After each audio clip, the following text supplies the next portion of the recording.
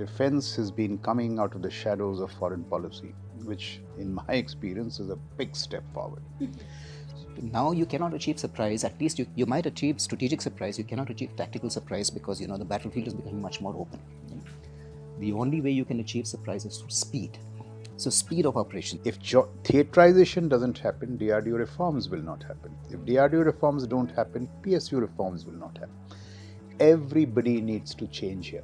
There is no single entity. The Army, Air Force, Navy, and we all know what is wrong with us. If we had resources like the US had, and if we had ambition like US has, then we can draw circles on the entire globe and parcel out resources. We don't have those resources. हमने ये मान रखा है कि भाई national security है ना एक बड़ा कंजर्वेटिव डोमेन है, बाकी जगह बदलाव होगा, we don't need to change. It is a flawed argument. समझ नहीं आ रहा अपने सैलरी इंक्रीमेंट का क्या करूं. बेटा इतना क्या सोच रहा है, अपने म्यूचुअल फंड्स के SIP का टॉप अप करा ले. This is the right time. क्या समझ में नहीं आया. बेटा इतना क्या सोच रहा है, अपने म्यूचुअल फंड्स का SIP टॉपअप करा ले. This is the right time. अब समझा.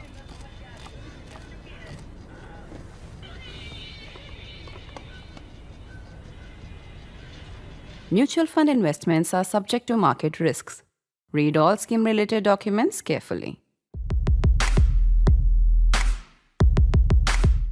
Today, we delve into a crucial aspect of India's defense modernization, theaterization of the Indian armed forces. Now, this ambitious structural reform is widely considered one of the most transformative changes in India's defense framework and security strategy. You may be aware that the Ministry of Defense has designated the year 2025 as the year of reforms, with theaterization poised to be one of the most significant among them. And yet, if it is such a game changer, why hasn't it happened? What models of theaterization exist globally, and how do they differ in terms of jointness and integration, especially in the age of multi-domain exercises? How has this concept or the lack of it played out in ongoing wars such as the Russia-Ukraine war? And furthermore, what role do other defense reforms play alongside theaterization? But the most crucial question is, we must fundamentally rethink our national security approach.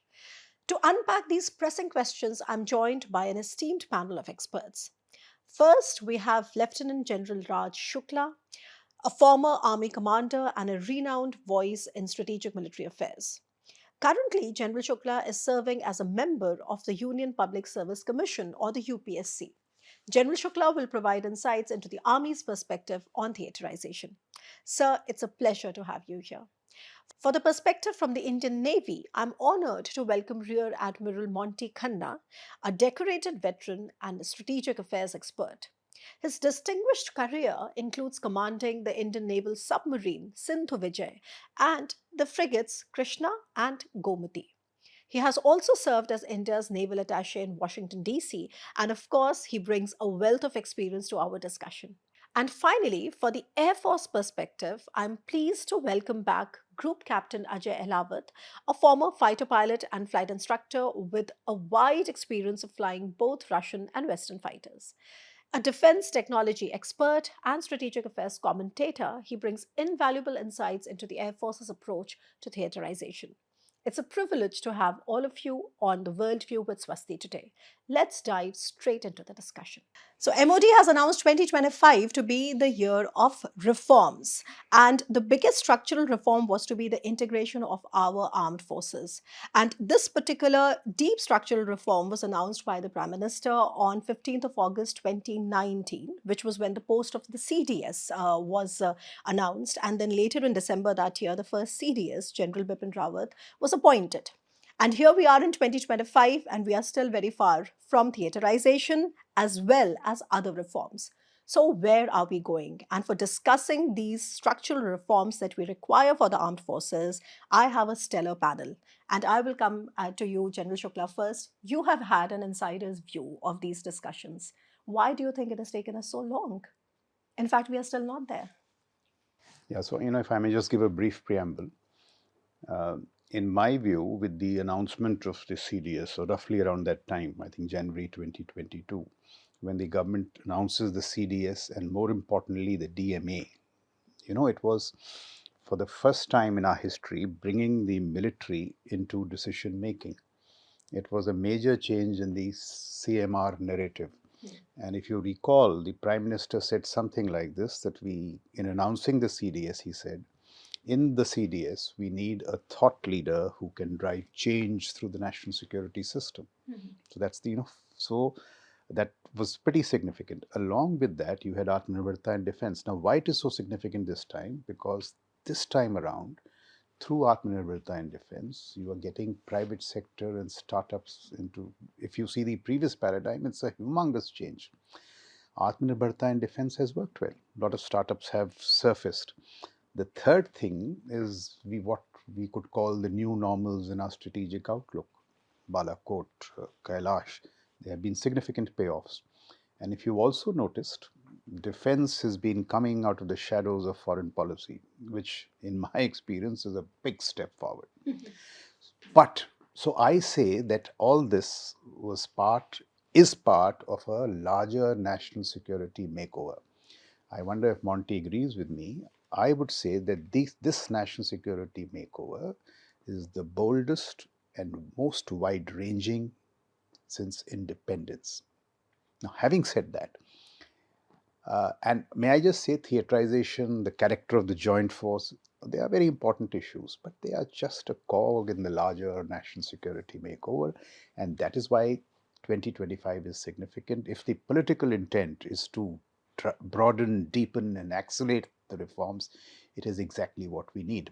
But to be fair, once all this was announced, and thereafter, it has been a bit of a damp squib. I agree, not much has happened after that. And therefore, theaterization is important.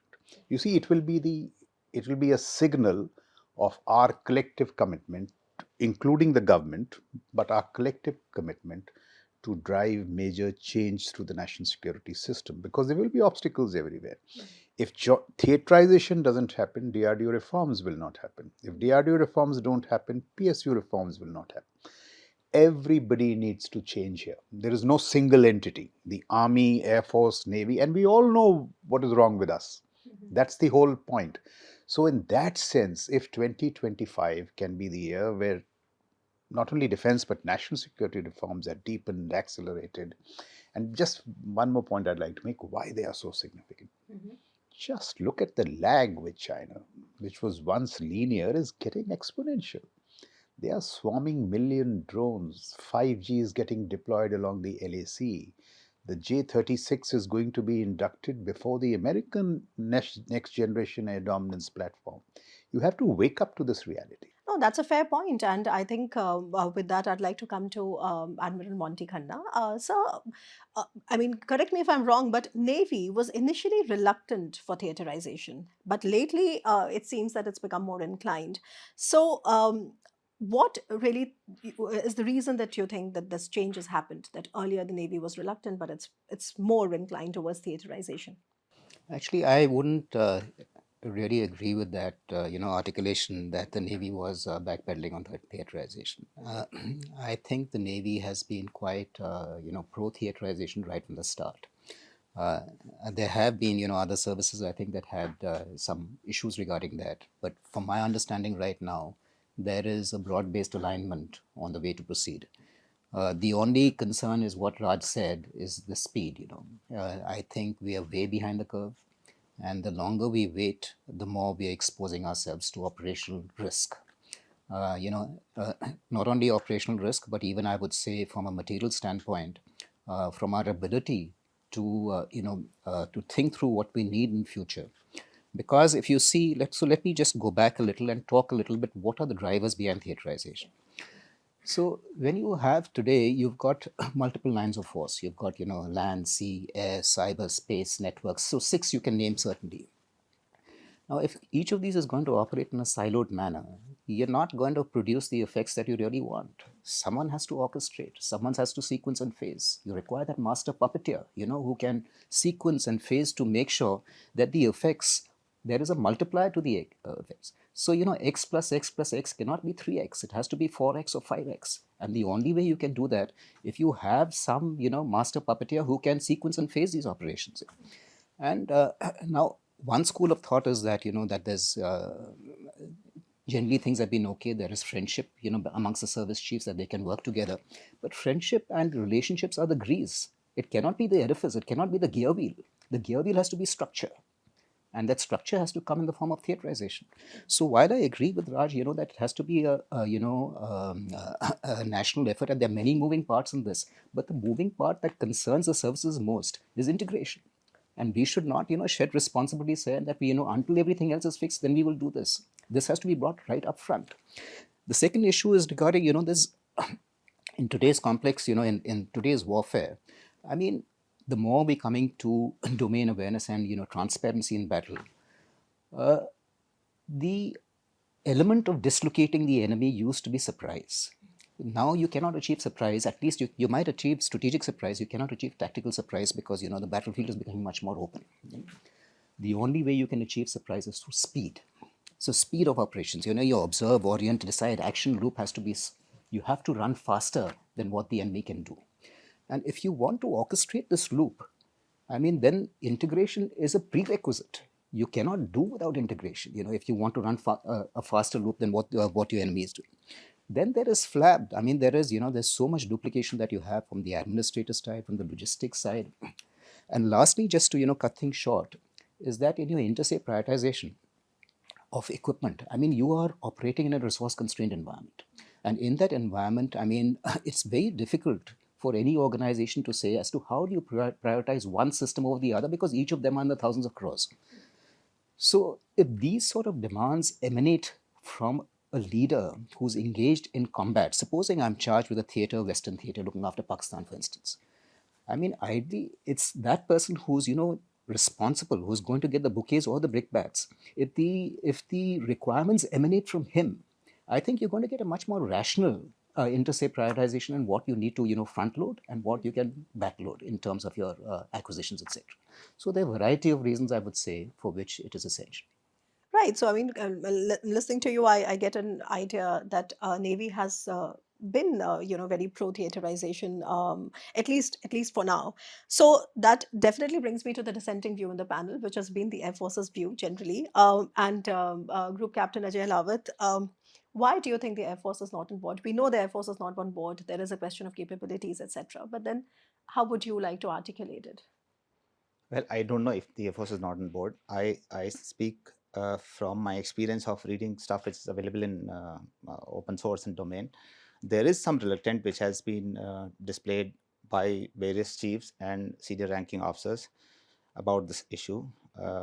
Coming back to your question, the trouble with speaking last is whatever you wanted to speak has already been spoken by these two distinguished gentlemen.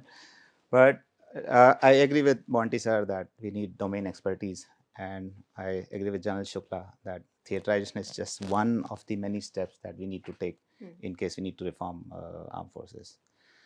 But narrowing my answer to the question at hand, why Air Force seems to be reluctant, there are a couple of reasons. First is ideological.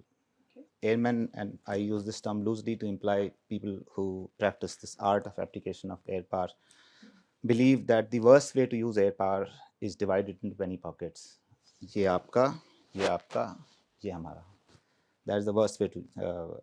Second is resources. With 30 odd squadrons available to fight, and you divide them into 2 or 3 commands, the weight of attack that each command can deliver is insignificant. And the last, which is also significant, is end of the day, military leadership is also a bureaucracy, and bureaucracies like to protect turf. So when you give up too much, there is not much left to share. So these are the reasons. The third one is you can ignore for the time being, but the first one is the one where we actually hang our hat on. That the best way to apply air power is through CCDE, centralized control and decentralized execution. Right. So, I mean, listening to this first set of remarks about what really is, what are the reasons that are coming in the way of theaterization, I also somewhere understand that, given our experience, I think we are somewhere committing this mistake of making perfect the enemy of good enough. And like for example, correct me if I'm wrong again, but then I think there are 17 service-specific commands, seven each for Army and Air Force, and three for Navy, and no two commands are in the same city. So even we are talking about these big structural reforms such as integration and jointness, etc. In fact, I would later on come and ask some of you to actually help the viewers understand what is the difference between jointness and integration, but maybe later. But for now, why are we not going for the low hanging fruits either? I mean, we could, for logistics, for procurement, for these kind of things, the sheer thing that we have service specific commands and spread all over. So why are we not doing that? And General Shukla, of course, we'll start from you. So, Swasti, kindly don't, encourage this argument of low-hanging fruit, because I tell you what it boils down to. Then the opponents of the system will say, we'll integrate the PT schools and the music schools, and we'll have whiskey together, and that is jointmanship. That is not jointmanship. I would once again posit it's a very substantive issue. And I'll tell you the larger issue. It's not merely the three services. India has grown up in silos: civil, military, private sector, government. This just has to go. Look at Ukraine. If you don't do it willingly, you will be forced to eat humble pie. In Ukraine, who is delivering on space? It is not NASA, it is not Boeing, it is not Lockheed, it is Elon Musk. Starlink. That is the way things are moving. So if you get stuck in the past, you will be just reduced to irrelevance. Look at DRDO. They had years to reform. They didn't. Now somebody is making you reform at, I shouldn't use the word, virtual gunpoint. Do the services want to be reformed in the same way? Cannot the three service chiefs in the CDS show sagacity and say, we'll go ahead? I mean, I agree with Monty. If I gave the impression that I'm saying theaterization should not be done till the end, certainly not. Theaterization should have been done in 4 months. Pace. Look at the broader. Let me now just make one more point. Where are we actually? When we appointed the CDS, though in my view it was a big step, if you look at the American system, they got the first chairman Joint Chiefs in 1949. And then they had their problems. They tried this coordinated jointness. It resulted in fiasco in Iran. I mean, Alaba, do consider that. Absolute fiasco. A humiliated military went on to do Barry Goldwater Nichols, and then you saw the fruits. In Gulf War I, you had this, network-centric warfare. Everybody saw the fruits. And by Gulf War II, it was integration. A Bradley commander could call for the fire of an F-16. And people say, I mean, what shall I say, anecdotally, that the only guys who were not happy with the reforms in US were the generals, admirals, and air marshals. The soldiers, sailor, and airmen were delighted because of the combat effects. So that is this whole argument. And it doesn't end here. Our MoD should be cross-pollinated. They should be people like you, Raja Mohan, some technologists in the MoD. You need a technology and innovation council today where you have the CDS service chiefs. Startups should be there.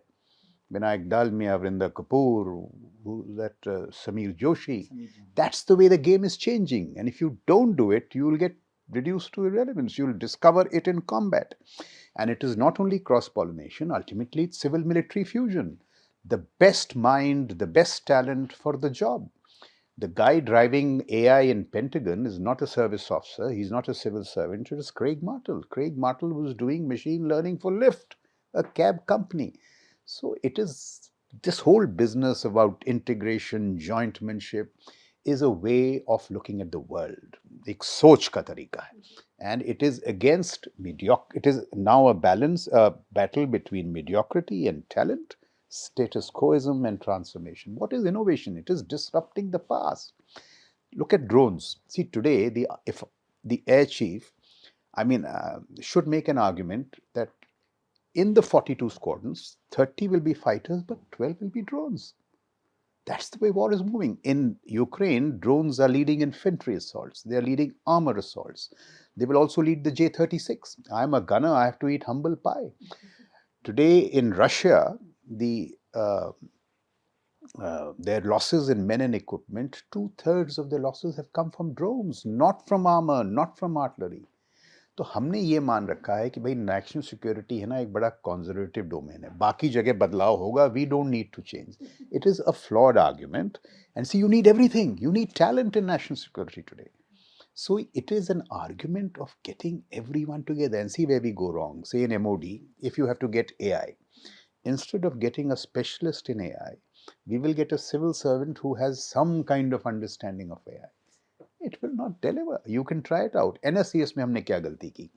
NSCS was meant, of course, to have people from the traditional domains, to get people from private sector, this, that, and the other. That didn't happen. आपने उसी को बंदर बांट कर दी, तो वो नहीं होगा आगे. HAL भी खुश है, सर्विस भी खुश है, बट जहाज मिल रहे हैं क्या? So this is the whole problem. When we get our theater commanders, it's just not about the battle here. The Eastern Theater Commander will look at Myanmar, Bangladesh, spot those instabilities early, integrate it with foreign policy. I would have compared with the Chinese and the US models, of course, but yeah, I do understand, and that what we are talking about here is not just a reform here or a reform there. We are trying to change the way in which we envision national security, envision our place in the world, envision our security challenges, so on and so forth. But just for the benefit of viewers, Admiral Khanna, would you like to highlight a little bit, of this difference from, of course, the Navy's point of view? I mean, between jointness and integration, right? I mean, a lot of times these terms are also used interchangeably. So, would you like to just highlight the differences between them? Where do they connect? How are they different? Okay, the other question you asked, on jointness and integration, they're two sides of the same coin, if you ask me. Essentially, one is more structural, one is more process-driven, and joint is where is you form your basic structures, and how you translate that into into lower and lower echelons will be integration. So while you create your joint structures and your joint organizations, it is not adequate that they remain joint only at the top level. That otherwise you're going to have the same problem of you bounce up everything to the top. If you want, say, if someone, let's say a battalion wants air path, that decision is going to go up many echelons here, decision taken in many echelons down. Everything takes time. So while jointness, might create the structure, that integration has to be at multiple levels. At every echelon, you have to be fully integrated with each other, where even at the junior level, you can request whatever, if you want air power, if you want some cyber support in carrying out your operations. So I would say they are in a way sequential, that first you set up your joint structures and thereafter you integrate them. I mean, you can look at doing it the other way around or do both together, but they really are both required. Yeah, so I just want to I'm reinforcing what Monty is saying, but in a different manner. Okay. See, the problem today is what? Process over outcomes. So I think it is one Professor Muralidharan who made this point in the context of the civil service, but it applies equally to us. He says the Indian state and structures, they micromanage the civil servant in process while not allowing him similar leverage and accountability in delivery. So what happens with the government system? If Raj Shukla becomes deputy NSA, he will micromanage the process. There is greater possibility if fresh talent like Swasti comes into the NSCS, you will focus on the outcomes. Look what happened in US.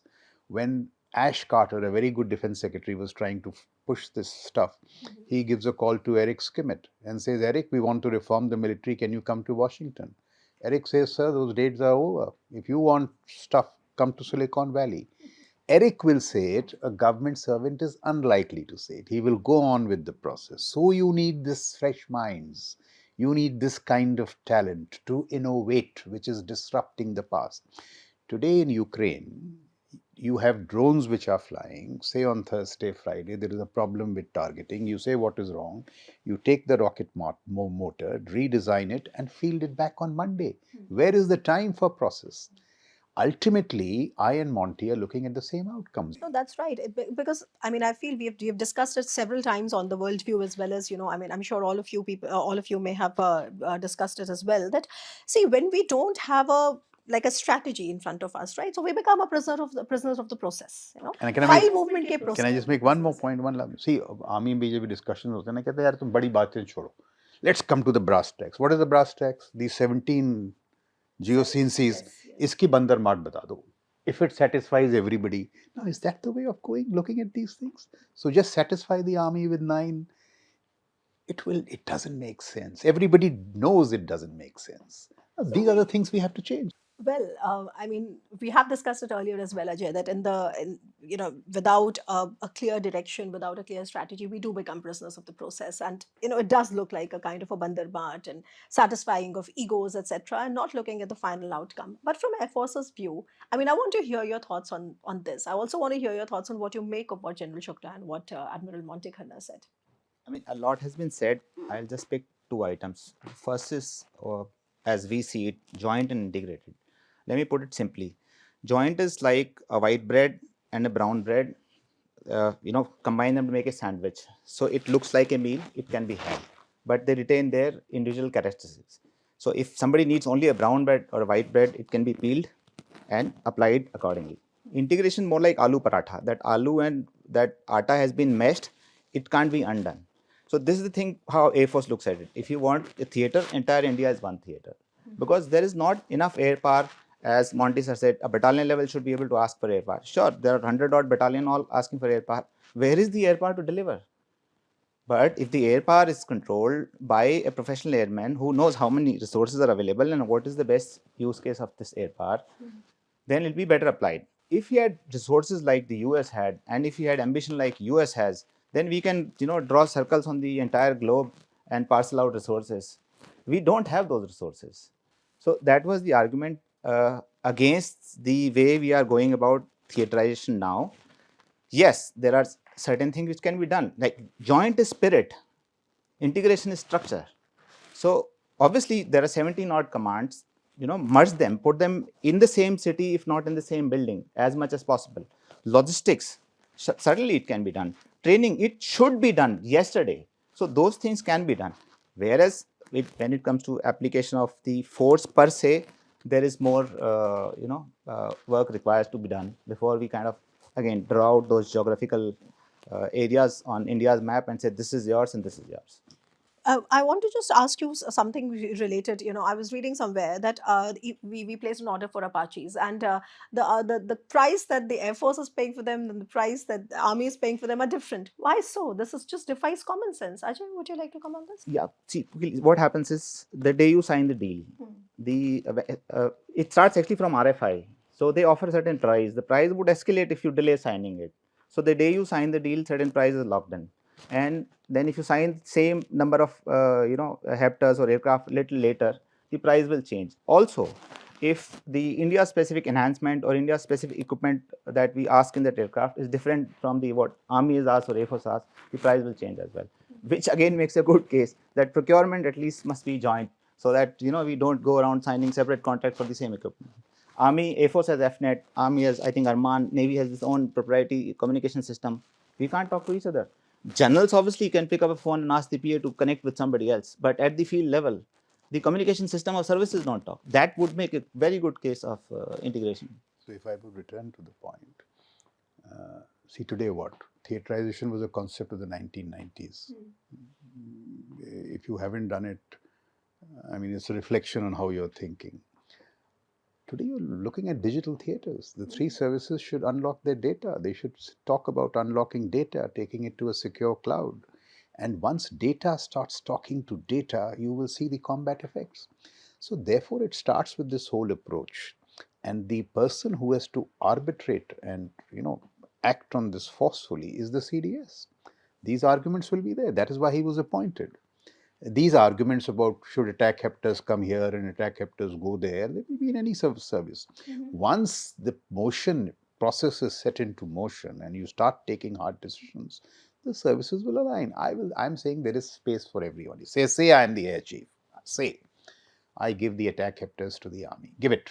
Forget the Apaches. Give it to the army because perhaps they need it in mechanized operations. If you need some of your own, buy them. What is happening is this satisfying. 18 आएंगे तो 12 आपको मिलेंगे, 6 हम करेंगे. This is deal making. This is not the way. Jointmanship is a way of fighting modern wars. And if you elevate the whole argument, for example, today, even before the theater commands, the space needs to get combatant status. World over it's happened. You need persistent surveillance, positioning, targeting. I was army commander in Galwan. If we had persistent surveillance, Galwan would not have happened. And see, if I make one last point, the consequences of not acting will be grim. Let nobody fool themselves. Of not integrating will be grim. And if today we are the fifth largest economy, third largest economy, soon to be, somebody say Asian Power Index says we are the third most powerful country in the world. We are entering what I say, the gymnasium of big power competition. If you don't step up your game in national security by nuance, sophistication, keep making those lazy excuses. Remember, you're competing with China and USA. You are in for a very tough time. So while I'm an advocate of jointmanship, I'm also pointing out to the grim consequences of not acting. And in this case, the burden will be on the senior service hierarchy because you are the principal leaders of this. You just have to go forward. There are no excuses in my very humble view. So, Admiral Khanna, you were hearing what Group Captain Alawa just said about why the Air Force is having this dissenting view on theaterization. But from your perspective, do you agree with what he's saying? How does the Navy look at it? So while I agree with a lot, but there are some aspects on which I do disagree. And the argument that if you have, 2 or 3 operational commands and you distribute your assets, you're distributing them into penny packets, and therefore you're reducing the effectiveness and the overall articulation that India is a single theater, which may be correct, of course. But I mean, the counter to that is that assets as it is are distributed into 5 operational commands. From the Air Force assets are, so you're not talking about the allocation of force when you have, if you're in a resource constrained environment and you do not have adequate force with you, someone has to allocate that force. And that allocation of force is going to be done by the CDS and the chiefs. I mean, that is their fundamental tasking of the Chiefs of Staff Committee, is the allocation of force and the allocation of the resource. But who's going to employ that force has to be integrated with the other vectors which are available to you. You know, if you got the 5 other vectors which are there, or 4 other vectors, depending on how you sort of conceive it, someone has to interface and make sure that they are, it's phased and into the rest of the your concept of war, and that has to be a theater commander. So I would, this argument that you distribute them, this distribution is not written in stone. If there is a requirement over there, you pick up the force from here and give it to the other person to employ that force. So in that sense is where I would make this. It's a difference of opinion. The second issue is that how does the Navy see theaterization? Of course, I mean, the idea is that when you're doing application of force at sea, it has got many constituents. I mean, it is not only sea power that is going to be active. There is land-based power, which can either be through long-range missiles. It can be through air assets, which are either operated from the Navy or by the Air Force. There is a cyber element to it. There is a large space element to it, because, domain awareness progressively now is becoming more and more space-based. So someone has to put this all together. And therefore, theaterization is going to help in that integration eventually. So it's a huge plus. It's a huge plus if you ask me. The last issue you had said, perfect being the enemy of good. And I will absolutely agree with you that whatever model you evolve, you roll out, it will evolve. It's not written in stone again, So this fear or this requirement by everyone that I have to get it right the first time, even if you address 70 to 80% of the problems, it's fair enough, but get it out of the way, roll it out. And then thereafter, let it evolve with time. What have the Chinese done? Finally, they have evolved. In 2017, when they rolled out their model, now again last year, they've again made changes. So you will adapt as you learn. You will adapt not only as you learn, because you might not have got it fully right the first time, but you will have to adapt as conditions also change. So this flexibility has to be built into your model. Yeah, that's a very fair point. Of course, Captain Alawat, would you like to now respond to this? Because, of course, as I can see now, is that the Army and Navy do not have that kind of a problem, but I think it's still the Air Force which is extremely conservative on letting its air power get Actually, the Air Force divided. is not, is it? Sir, the Air Force will speak for Air Force. I'll give you my opinion. I agree with most of what Monty sir said. On the point of force application via the medium of air, he mentioned that the force can be assigned where needed. This is what is happening now. The Mirage 2000 and Su-30 based at Gwalior and Bareilly, they operate from Central Air Command. They go to Southern Air Command to tanking exercise and do island exercises. and their wartime role is both in Western theater as well as Eastern theater. So though these squadrons move out within 6 hours and the operational within 3 more hours. So they go where they're needed. That system is already in place. But if you actually assign a portion of squadron to a command, it'll become more difficult to extract that resource and give it to different command. It is much easier now because there is only one entity, air headquarters, controlling. Okay, they call up the squadron commander, the squadron gets ready within 6 hours and deploys to wherever it is required. But if we parcel it out to commands, it is my concern and on my apprehension, though it could be completely misplaced, that will become difficult. I completely agree with you that don't make perfect the enemy of good enough. Let's get something out and then we'll improve it. General Shukla will bear with me. The way our MoD functions, if you get a round stamp instead of a square one, to get it rectified will take you years. So jointmanship is also about reforming MoD. Everybody has So to change. that has to be included. Yeah, and I mean, I think at this stage, we definitely should talk about what are the different models of theaterization that we're trying to pursue here. So, of course, on the one hand, we have the USA. Of course, USA is an expeditionary, power and navy. It has bases all over the world. China has also pursued jointness and integration. And from our perspective, of course, we keep China in mind when we are doing these reforms. So, I would like to understand from you, General Shukla, what are the basic differences in the way the US has gone for theaterization versus in the way China has gone for theaterization? You could, tell me, and then perhaps I will come to each one of you with the same. So each to his own needs. So look at the Air Force, the USA. It comes from how they look at power. So they look at power from this perspective of having the freedom to roam the globe.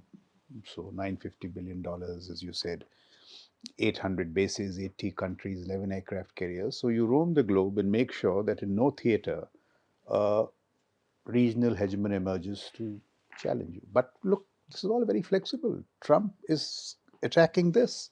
He says, why do you need this global military? Downsize it by 50%. So, there'll be constant changes. Also, the American model, in my view, what we must really understand that this model, because they integrated and did not reform subsequently, today they are an opera of failing deterrence. They failed in Afghanistan, Ukraine. People are asking why spend so much when you have to fail everywhere. So there's nothing is constant. In our case, what we are doing, I think broadly, is not wrong at all. What we are saying, two theaters, one looking at Pakistan, one looking at, now look at Pakistan.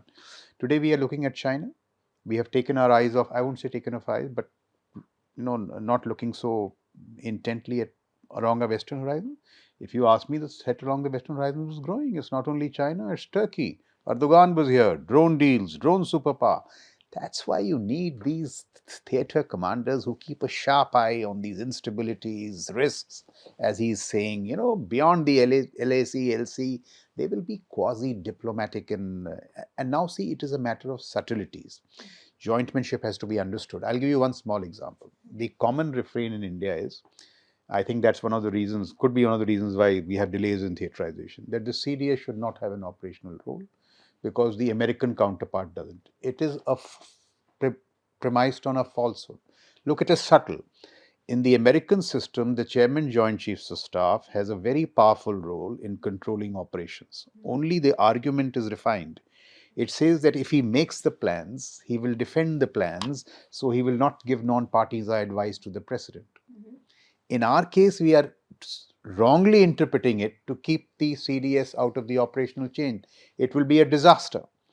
So this nitty-gritty has to be understood. See, exactly. Now the service chiefs, you see, UK model, they were reduced to contractors. That's not you have to get them back. So it's a matter of deeper nuance. Two things in my case, I think we should do in our case. Asha, also let's dump these cliches, Swasti. India is what is that power projection? India doesn't project power. Why not? Why shouldn't we project power across the Malacca? When will we start thinking about it now? If we won't, then obviously Somebody else will. Yes. So all this has to go. And the second is the VCDS, in my view, should be made a 4-star. The VCDS should do this, day-to-day jhagda with the service chiefs, in nitty-gritty. And the CDS must be allowed to operate in the strategic military domain. That was his original mandate. Ajay, you wanted to come in when General Shukla was mentioning about the CDS and the VCDS? No, a very narrow point. in the way our CDS architecture has been created. And if we follow through with the creation of theater command, the roles of service chief will be reduced to raise, train, sustain. And in this scheme of things, if we keep the CDS out of the operational loop and we keep the service chiefs out of the operational loop, we also need a position of a vice CDS, which should by law be from a service other than the CDS, so that there is a room for a dissenting view should the need arise. That's the only narrow point I'm making. Right. Admiral Khanna, since we are discussing, these models that the US and the Chinese have done for their theaterization, what would be your reflections on it? I mean, how do we from India, from the Navy's perspective, look at what the US Navy has done or what is planned doing? And of course, our current threat, of course, is from the plans activities. So firstly, let me agree with what Raj said last time. Finally, an agreement. Is I would fully agree that on the issue regarding power projection, that influence actually is zero sum. If someone gains influence, someone loses influence. And therefore, if we say that our primary area of concern is the Indian Ocean region, then the fundamental requirement for that, if you want to shape things which are cognizant of your national security concerns, the only instrument you have is influence. Is that's the so influence you will have to have. I would agree that that influence might wane with distance to some extent. The further and further you go away, but your immediate periphery is of critical importance to you, and therefore, if you want to have that influence, an integrated approach, one of the instruments of exerting that influence is the armed forces. And in the armed forces, if you have an integrated approach, then again that multiplier applies even to influence. So you also it's a huge plus point, even politically, when you deal with these countries. Coming back to your basic question, on the models that are available. So these are, I would say, two different models where the US, being the US, has carved the entire globe into 6 commands, I think, if you see, into. And the homeland is a single command. This comes under Northern Command only. So, so they've got, the Chinese have carved up their own country, into 5 theater commands. Of course, each of those commands has not only got internal responsibility, they've got huge external, all the border nations also they're responsible for that. So we have to devise our own. I'm sure there are many people who applied their minds to this. I'm sure all this is, water under the bridge.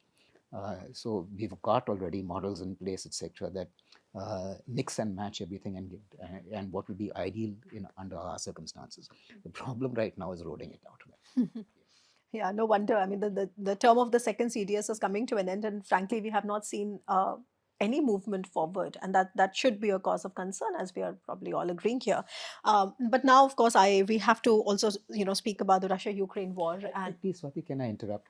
I think that would be please. again an unfair characterization that there's been no movement forward. Okay. There has been movement forward, and lots has been discussed in this respect.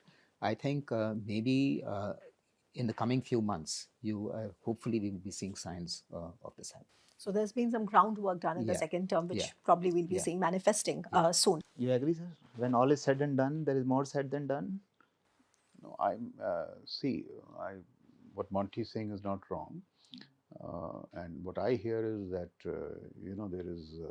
there are reservations being expressed on the model from quarters beyond the military. Now that is another thing. You see, this whole look at national security through incrementalism, and when you need to do 5x, do X.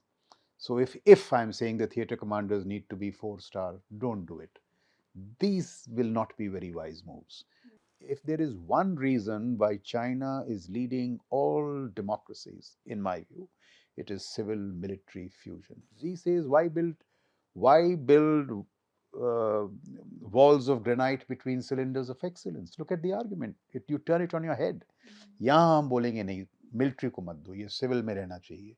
Look at AI. If I make this quick point, AI, look at their clairvoyance. They are saying AI in the civil space for reasons of surveillance and all, perhaps overweening control. In the strategic military space for reasons of national security, no control. we will do precisely the opposite. So this whole business of integration and all is a wider argument. You have to look at each of these things in terms of delivery.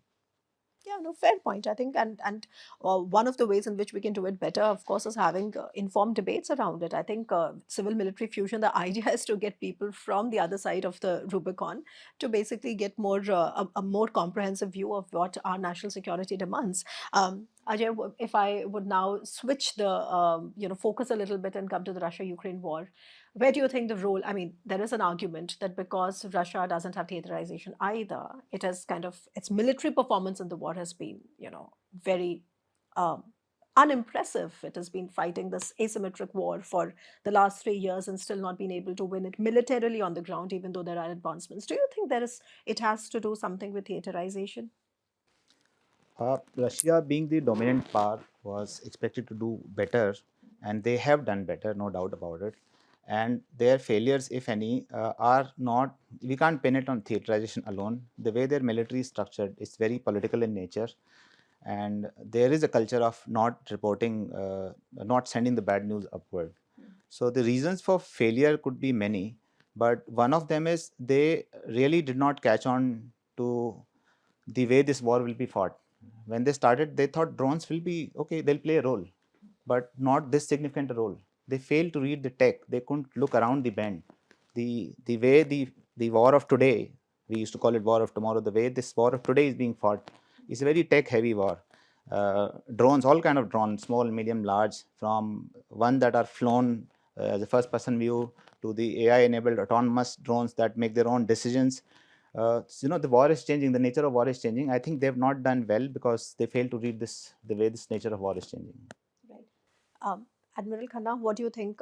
Because of course, also because you're from the Navy, and you do see that, especially in the Black Sea, there have been major losses for the Russians, and nobody expected that because Ukraine didn't really have a navy. In fact, we refer to Ukrainian Navy as a mosquito fleet compared to this mighty Black Sea fleet that was positioned in Sevastopol from Russia. So, I mean, just taking this conversation on the Russia-Ukraine war forward, and also the maritime theater out there, which is the Black Sea. Do you think theaterization has something to do with that? Because since we are discussing theaterization, but you can obviously give your views overall. So again, it's all about your decision loop. If you want to operate drones effectively, there's a material side, there's a network side, there's a cyber side, there's a maritime side, there might be, an air side for, getting your MDA sorted out.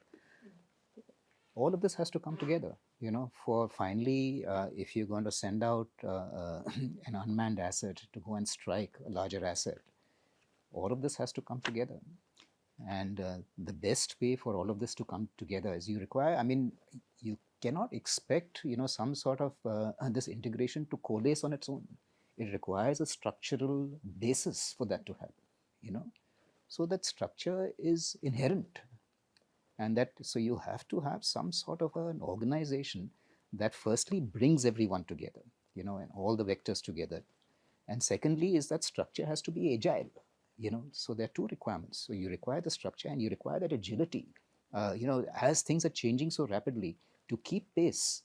And if you can put these two together and operate within the decision loop of your adversary, then even if you have less combat power, your effects you can multiply. And that's exactly what Ukraine did. General Shukla, your thoughts on the war, and then is there an element of a lack of theaterization on the part of the Russian forces? Absolutely. So perhaps theaterization is not only about structural corrections, but it is also about cultural transition. So I'll just pick up on what you said. This mosquito fleet culturally links Starlinks. Without Starlinks, the mosquito fleet would have been nothing. Or let me say, a fleet which was nothing takes a powerful tool like Starlinks and knocks 1/3 of the iconic Black Sea fleet out of Sevastopol. This is integration, cultural integration. In our case, we have a very large army in numbers, pretty okay Navy and Air Force. You don't have Starlinks, you will not be able to do this. Now, why don't you have Starlinks? This again comes, in my view, the way we look at space is fundamentally wrong. ISRO cannot give you combat capacities. ISRO is meant for exploration. When you keep looking at 4A, 4B, you are making a mistake. You have to have satellites in the LEO space, which is what Starlinks is about. Look at what happens in Ukraine. It's another telling example. Capella is a startup. It just comes looking for a business opportunity and interviews 100 people, generals, colonels, soldiers, and say, what is it you need most? हमारे यहाँ 20 page का GSQR बनेगा. वो 2 शब्द बोलता है, 2 lines. He says we need to see by night and through clouds. Capella gives them LEO with SAR, persistent 24-hour surveillance, revisit times in 10 minutes. Here we've been struggling for 20 years. We have revisit times in. So look at this cultural transition. ये Capella से आएगा. विडंबना क्या है स्वास्थ्य? In our case, there are startups here. Agni Kul, Sky Root. You just have to give I'm told something is happening also on that. But can't we do it faster? Capella ने 7 महीने में वो पैदा कर दिया.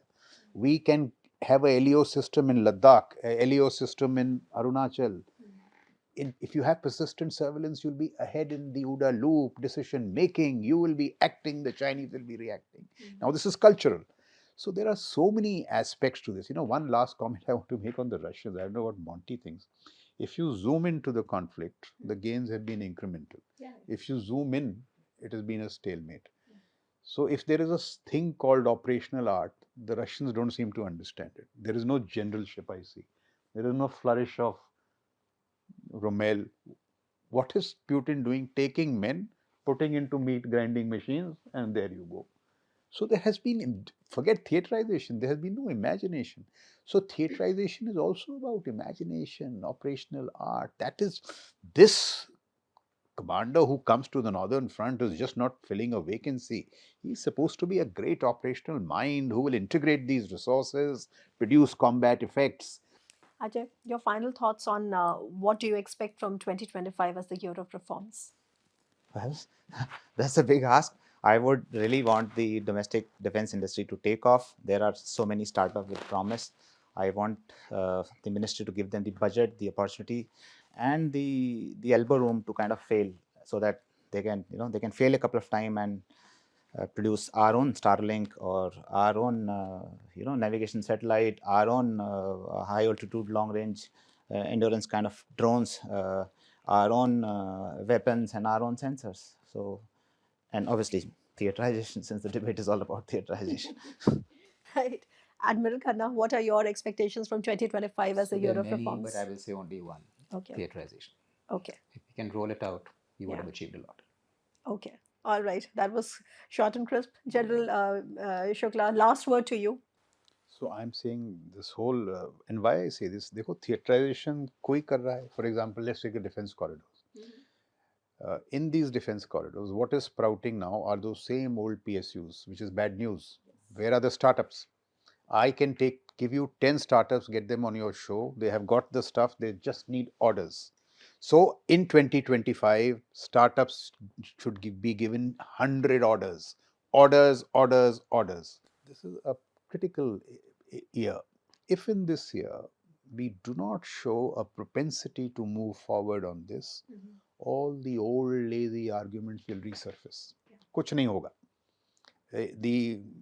And I have great respect for them, those who oppose me, the conservativist elements are waiting with their own flurry of arguments. अगर ये आगे बात नहीं बिल्कुल बहुत, so that is the danger. If it doesn't happen in these 1 or 2 years, it might not see the light of the On that note, we all realize here that the government of the day and the office of the CDS has a huge responsibility on their shoulders, because 2025 has to be the year of reforms. In fact, we would really like the CDS, before his term ends, to come out with some tangible improvements and some progress on this particular issue of theaterization and other reforms. But on that note, let me thank the stellar panel for taking time out, coming all the way on a Saturday morning to studio to have this discussion. And let me thank each one of you. It was a pleasure and an honor. Thank you so much.